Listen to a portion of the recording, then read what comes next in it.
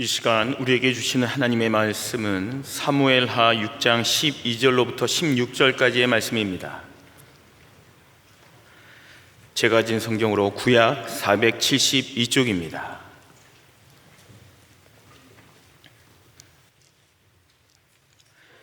사무엘하 6장 12절로부터 16절까지 하나님의 말씀을 받들어 봉독하겠습니다. 어떤 사람이 다윗 왕에게 아뢰어 이르되 여호와께서 하나님의 궤로 말미암아 오벳 에돔의 집과 그의 모든 소유에 복을 주셨다 한지라. 다윗이 가서 하나님의 궤를 기쁨으로 메고 오벳 에돔의 집에서 다윗 성으로 올라갈새 여호와의 궤를 맨 사람들이 6걸음을 가매 다윗이 소와 살진 송아지로 제사를 드리고 다윗이 여호와 앞에서 힘을 다하여 춤을 추는데 그때에 다윗이 배 에봇을 입었더라. 다윗과 온 이스라엘 족속이 즐거이 환호하며 나팔을 불고 여호와의 궤를 메어 오니라. 여호와의 궤가 다윗 성으로 들어올 때에 사울의 딸 미갈이 창으로 내다보다가 다윗 왕이 여호와 앞에서 뛰놀며 춤추는 것을 보고 심중에 그를 업신 여기니라. 아멘. 잔센호는 미국과 뉴질랜드를 왕복하던 여객선이었습니다. 그런데 불행히도 폭풍을 만나 100여일 동안 바다에서 표류를 했습니다.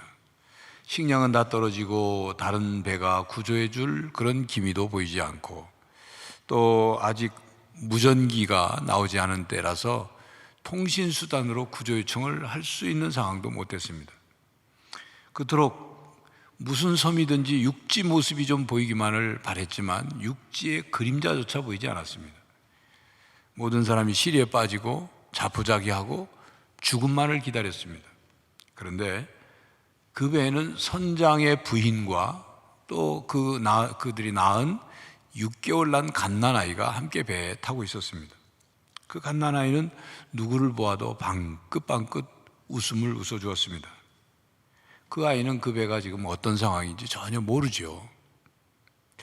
근데 이때 사람들은 언제나 생글생글 웃어주는 그 아이를 보면서 이렇게 말들을 했습니다. 그렇다. 어떤 곤경에 처했어도 이 배 안에 있는 저 아이만큼은 살려야 된다.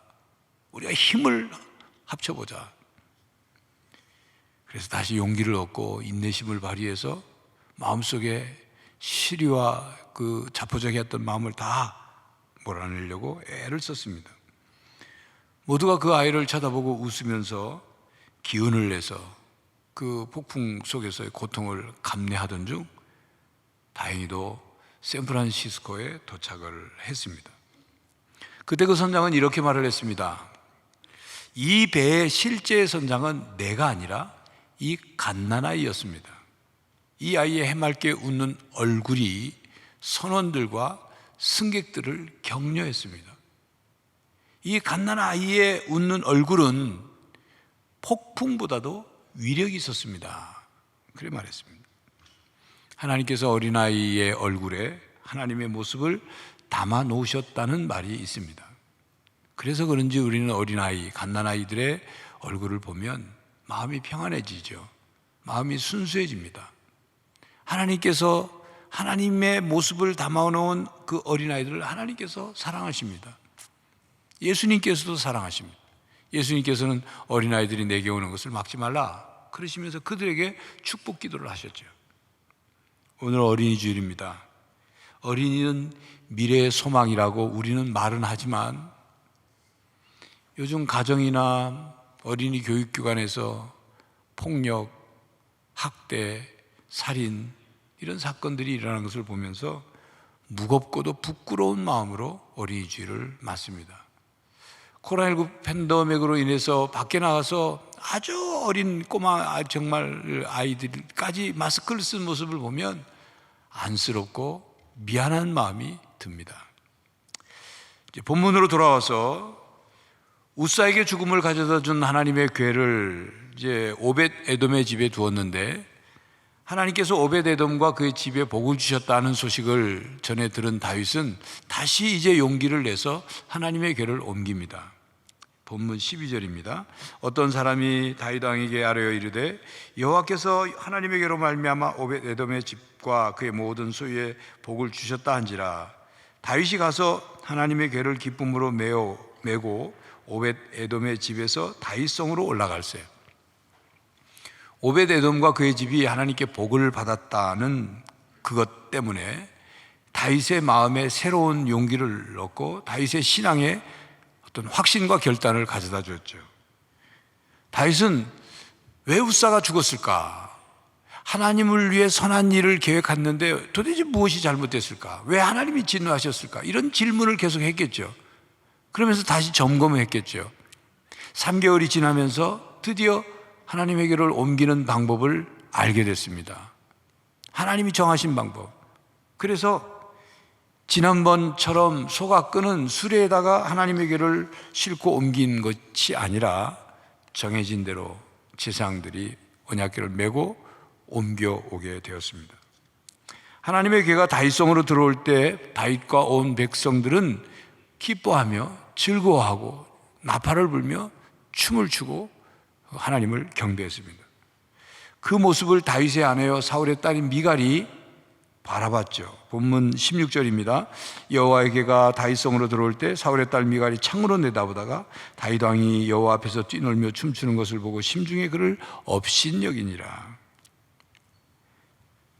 다윗은 너무도 기쁜 나머지 자기 하체가 드러나는 것을 모른 채 하나님 앞에서 춤을 췄습니다. 하나님의 궤 앞에서.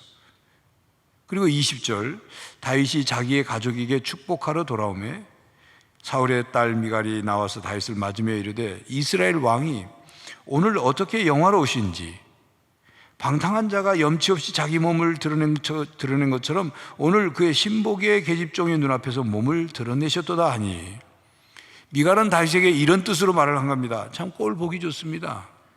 왕이 그게 뭐요? 사람들이 보면 왕을 뭐로 보겠습니까?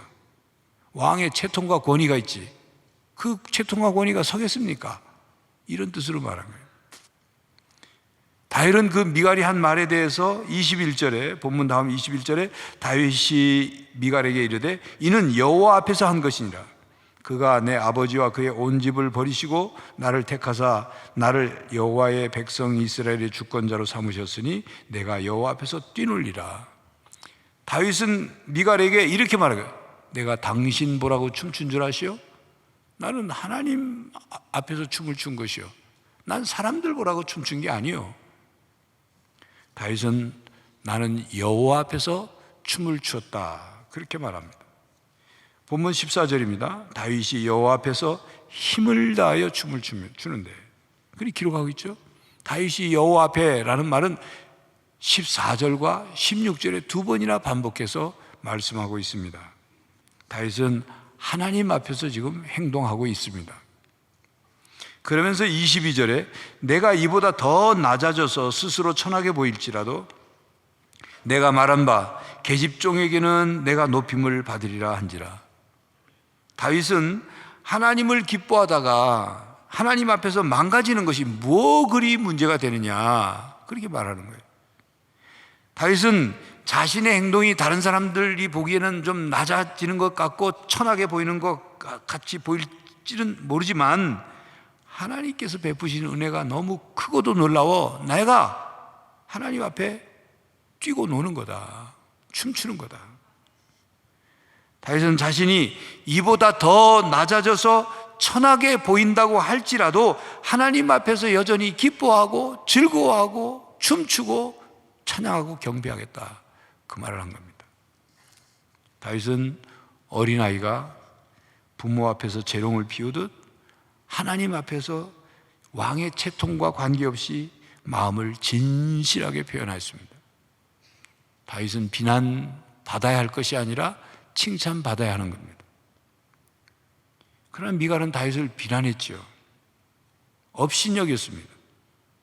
다른 여인들은 하나님께 감사드리는 잔치에 참여를 했는데 미갈은 집 밖으로 나오지도 않고 창문으로 여호와의 궤가 하나님의 궤가 들어오는데 그렇게 쳐다보고만 있었어요. 다른 여인들은 하나님을 향한 다윗의 열정적인 믿음에 대해서 칭찬을 했는데 미갈은 비난하고 업신여기고 역겨워했어요. 그런 걸 보면 미갈은 사울의 딸이 맞습니다.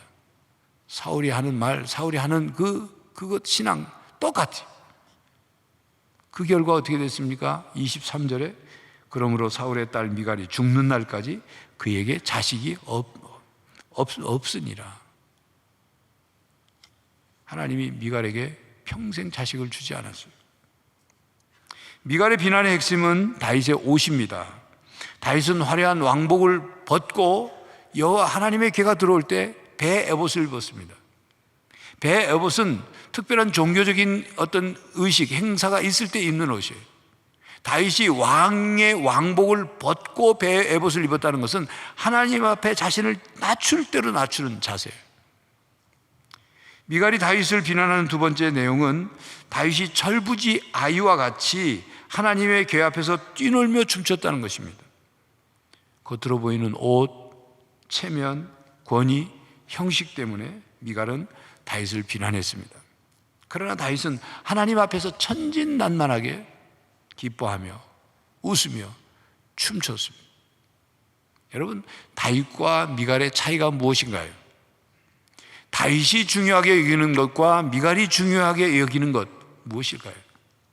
다윗은 하나님 앞에서, 미갈은 사람 앞에서를 더 중요하게 여겼습니다. 여러분은 누구 앞에 더 신경이 쓰입니까?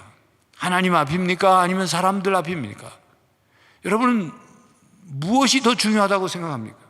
하나님이 여러분을 어떻게 보시느냐가 중요합니까? 아니면 사람들이 여러분을 어떻게 보느냐, 그게 더 중요합니까?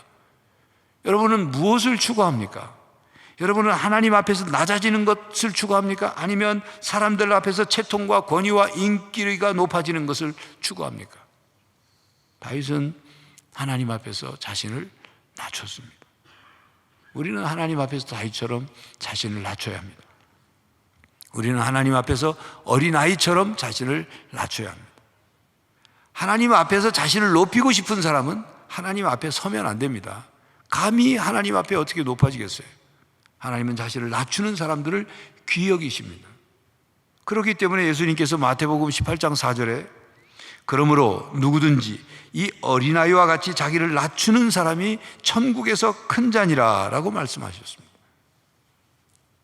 여러분, 하나님 앞에서 어린아이처럼 우리 자신을 낮추려면 우리 마음이 가난해져야 합니다. 마음이 가난한 사람은 마음 의지할 때를 찾습니다. 마음이 텅 비어 있으니까 마음을 의지할 때를 찾아요. 마음이 가난한 사람은 마음이 텅 비어 있으니까 그 텅 빈 것을 채우기 위해서 구걸하는 사람처럼 하나님의 은혜를 갈망합니다. 그래서 베드로전서 2장에 보면 어린아이처럼 신령한 젖을 삼아라 그런 말씀하죠. 마치 배고픈 아이가 엄마의 젖을 그렇게 찾는 것처럼 마음이 가난한 사람은 하나님의 말씀을 사모하고 하나님의 은혜를 사모하고 하나님의 사랑을 사모하는 거예요. 성도 여러분, 여러분은 하나님 앞에서 자신을 낮추고 있습니까? 아니면 하나님 앞에서 사회적 체면, 자존심, 사람들의 신선 때문에 어깨에 힘을 주고 목이 뻣뻣해져 있지는 않습니까? 하나님 앞에서 세상적인 지위와 명예 등 모든 껍데기를 벗어버리고 겸손히 자신을 낮춰야 합니다. 어린아이처럼 진솔한 마음으로 하나님을 높여야 합니다. 예를 들어 여러분, 우리가 찬양할 때, 찬송을 부르고 찬양할 때 찬양 인도자가 우리 손을 들고 찬양합시다. 그때 여러분들 손을 들긴 드는데 드는 게 부자연스럽고 어색하고 남 시선이 느껴지는 그런 분이 있습니까? 그러면 아직 하나님 앞에 낮아진 게 아니에요. 찬양이 뭡니까? 찬양은 높이는 거예요. 하나님을 찬양한다. 하나님을 높이는 것인데 하나님을 높이는 마음에 손 드는 것조차도 어색하고 부자연스러우면 하나님 앞에 낮아지지 못한 거죠. 다른 사람의 시선이 더 신경 쓰이고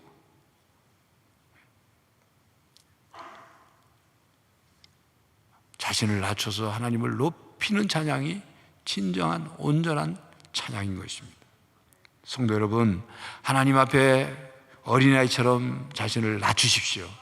그것이 은혜 받는 비결입니다. 어느 교회학교 어린이부에서 이제 다음 주일날 야외 예배를 가기로 했어요. 야외 예배 가서 예배도 드리고 또 자연 속에서 이렇게 활동도 하고 또 재미있는 놀이도 하고 하려고 계획을 세웠는데 일기예보를 보니까 비 온다고 딱 나오니까 아동부 어린이부 교사들과 학생들이 이제 막 기도를 했어요. 하나님, 우리 야외 예배 가기로 했는데 비 안 오게 해주세요. 열심히 기도를 했어요. 당일 주일날이 됐는데 다행히 비는 안 와요. 근데 맑은 날씨는 아니지만 비가 안 와요. 그래서 이제 야외 예배를 갔죠. 가서 예배 드리고 예배 마친 뒤에 준비해간 도시락을 맛있게 먹고 이제 오후 시간에 이제 재미있는 게임도 하고 좀 놀이도 하려고 하는데 비가 막 후두두둑 떨어지는 거예요. 비가 떨어지니까 선생님 중에 한 분은 가방에서 접는 우산을 탁 빼가지고 탁 받쳤어요. 아이들은 비를 다 맞죠. 그러니까 이 선생님이 자기 혼자 쓰고서 미안해. 얘들아, 너희들은 우산 안 가져왔어? 그러니까 아이들이 이구동성, 우리가 하나님께 기도했잖아요. 비 오게 하지 말라고. 그래서 우리는 안 올 줄 알았죠. 그러다 누가 더 믿음 좋은 거예요? 기도해놓고 비 올지 모른다고 생각하고 우산 가져온 선생님이야. 여러분, 하나님은 이 어린아이들의 이런 마음 때문에 하나님 어린아이를 사랑하시는 거예요. 이런 믿음 때문에 하나님이 어린아이를 사랑하시는 거예요. 요한복음 6장에 보면 오병이어의 기적이 기록되어 있습니다. 한 어린아이의 도시락, 그걸 예수님께 드림으로 배고픈 사람들, 적어도 1만 명이 넘는 사람들을 배불리 먹인 기적이 일어났죠. 여러분, 상식적으로는 이게 어른들의 사고방식으로는 이게 이해 안 되는 행동이에요. 그 많은 어른들이 배고픈데 애가 도시락 하나 딸랑 예수님께 드린다고 해결돼요? 해결이 안 되죠. 일반적인 것으로는. 그냥 어린아이가 자기 도시락 자기 혼자 먹으면 되는 그런 상황이잖아요. 혼자 먹어도 배부르지 않을 텐데, 그런데 그 아이가 제자들이 걱정하고 예수님이 하신 말씀을 어떻게 들었는지 예수님께 도시락을 드렸어요. 자기가 안 먹고 드렸단 말이에요. 그걸 받으신 예수님이 기도를 하시고 제자들이 나눠주니까 거기에 있는 모든 사람들이 배불리 먹고 12광주리가 남았다 그러죠. 바로 하나님 앞에서 어린아이가 되는 건 바로 이런 아이의 마음입니다. 이런 아이의 믿음인 거예요. 이것저것 따지는 게 아니라 주님께 드리는 거예요. 자기 마음을 담아서 드리는 거예요. 그래서 이런 어린아이에게 이런 마음이 있기 때문에 예수님께서 천국이 어린아이의 것이다 말씀하신 거예요. 마가복음 10장 14절, 예수께서 보시고 노하시어 이르시되 어린아이들이 내게 오는 것을 용납하고 금하지 말라. 하나님의 나라가 이런 자의 것이니라. 우리 마태복음 18장 3절 우리 함께 읽겠습니다. 시작. 이르시되 진실로 너희에게 이르노니 너희가 돌이켜 어린아이들과 같이 되지 아니하면 결단코 천국에 들어가지 못하리라. 누가복음 18장 17절도 함께 읽겠습니다.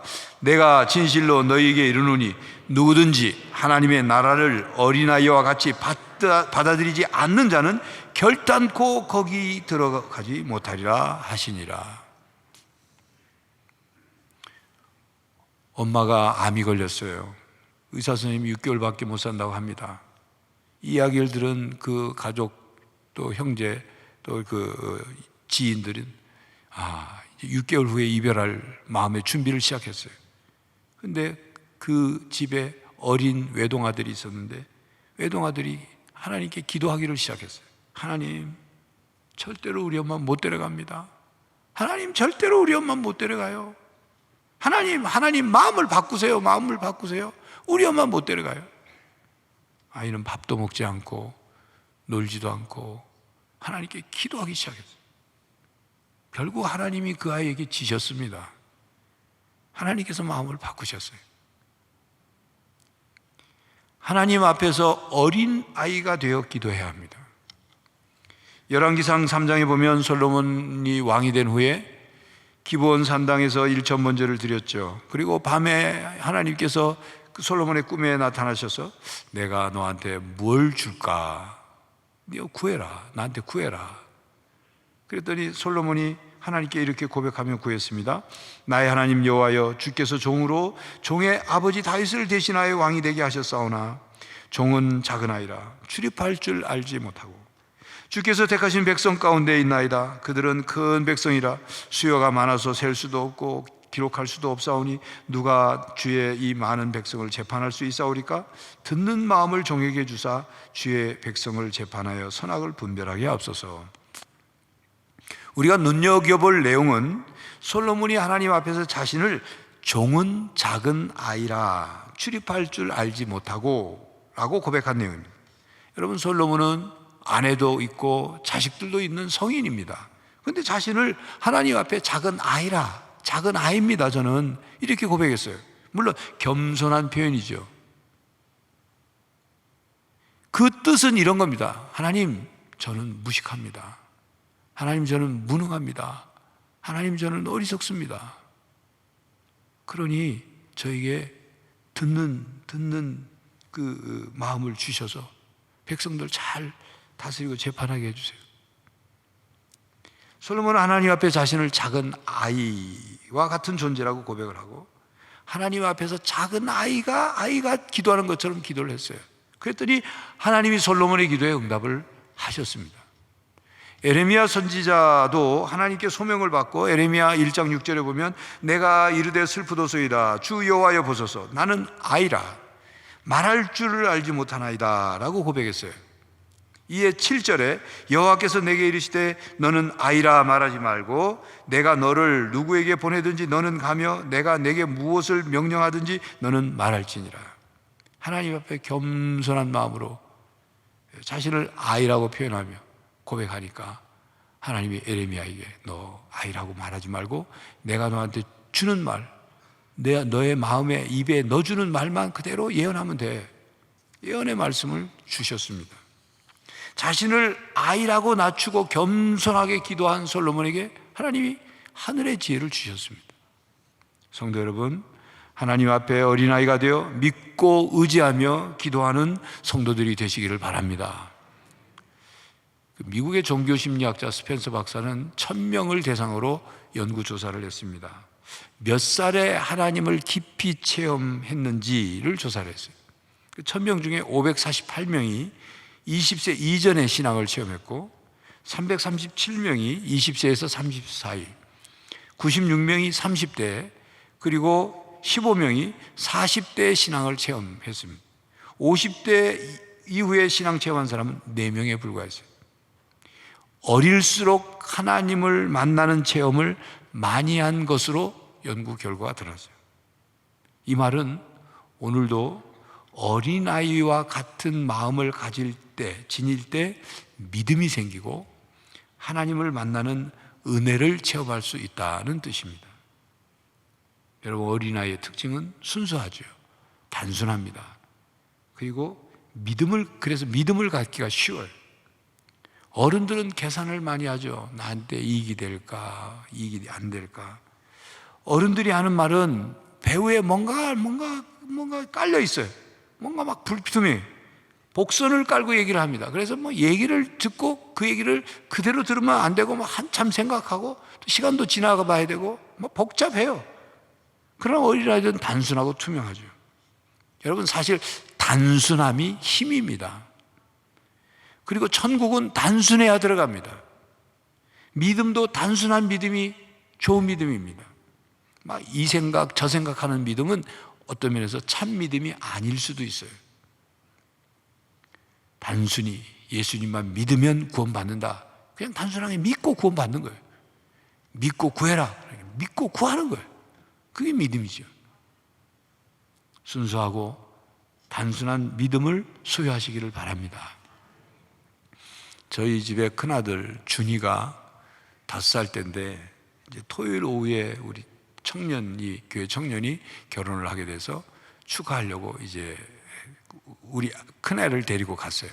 근데 이제 그때 봉고차를 제가 부교육자 때 몰 때인데 제가 운전석에 타고 조수석에 앉혀가지고 가고 있는데 그날도 날이 좀 흐렸어요.